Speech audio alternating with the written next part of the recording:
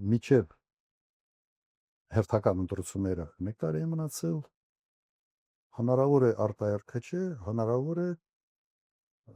հավանականություն ես տեսնում եմ որոշակի եւ պարզ է, որ հիմա այդ քաղաքական մարտերը խորհրդարանան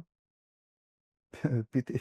սրվի։ Հիմա մարդիկ նայեք ինչ որ նարատիվներով իշխանություն են ստացել եւ այսօր արդարացման ոչինչ չունեն։ Իսկապես ոչինչ չունեն։ Նույն հիմնադրամով անի 65 միլիոն ցնդելա մեղադրյալ չկա։ Մարդիկ գիտեն ինչ են իրենք արել եւ այդ գիտակցությունը ուղղակի բերում է այս ներվային